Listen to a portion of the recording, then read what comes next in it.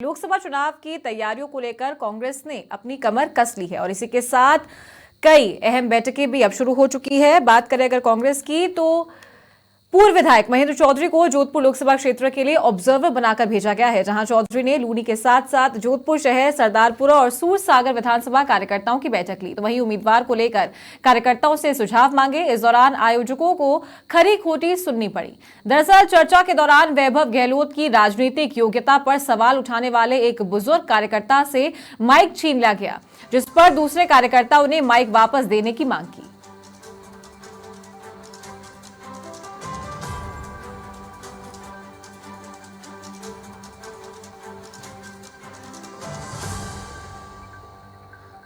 तो लोकसभा चुनावों को लेकर कांग्रेस तैयारियों में जुट गई है और पूर्व विधायक महेंद्र चौधरी को जोधपुर लोकसभा क्षेत्र के लिए ऑब्जर्वर बनाकर भेजा गया है। चौधरी ने लूनी के साथ साथ जोधपुर शहर, सरदारपुरा और सूरसागर विधानसभा कार्यकर्ताओं की बैठक ली और उम्मीदवार को लेकर कार्यकर्ताओं से सुझाव मांगे गए और इस दौरान आयोजकों को खरी खोटी भी सुननी पड़ी। दरअसल चर्चा के दौरान वैभव गहलोत की राजनीतिक योग्यता पर सवाल उठाने वाले एक बुजुर्ग कार्यकर्ता से माइक छीन लिया गया, जिस पर दूसरे कार्यकर्ताओं ने माइक वापस देने की मांग भी की।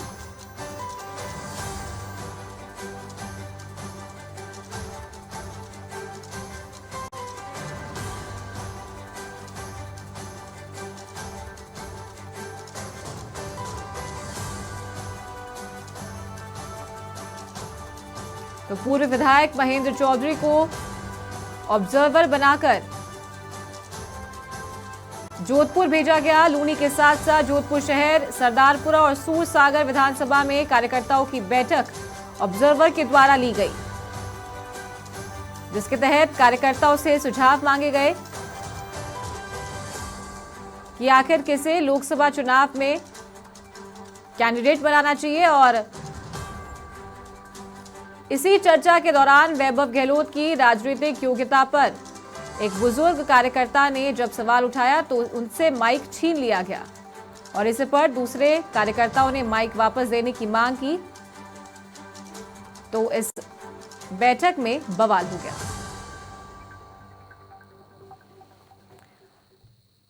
और ज्यादा जानकारी लेते हैं हमारे सहयोगी भूपेंद्र बिश्नोई से। भूपेंद्र, विधानसभा क्षेत्र में कार्यकर्ताओं से सुझाव मांगे जा रहे थे और पूर्व मुख्यमंत्री अशोक गहलोत के बेटे वैभव गहलोत की राजनीतिक जो करियर है, उनकी योग्यता है, उस पर सवाल भी उठाया गया। क्या कुछ ये पूरा मामला रहा? जी देखिए, जो है महेंद्र सिंह चौधरी कल जोधपुर आए थे और वो तमाम जो है विधानसभाओं में घूम रहे हैं और वहां से जो है फीडबैक ले रहे हैं कि लोकसभा चुनाव में किस तरह का प्रत्याशी होना चाहिए। जोधपुर में भी जो है बैठक का आयोजन किया गया था, जो शहर के तीनों विधानसभाओं को लेकर ये बैठक थी। बैठक में कार्यकर्ता जब अपना फीडबैक दे रहे थे तो इस दौरान एक कार्यकर्ता खड़े हुए और उन्होंने कहा कि अशोक गहलोत के नाम का प्रस्ताव आता है तो वो सबके साथ है, उसका कोई विरोध नहीं करता।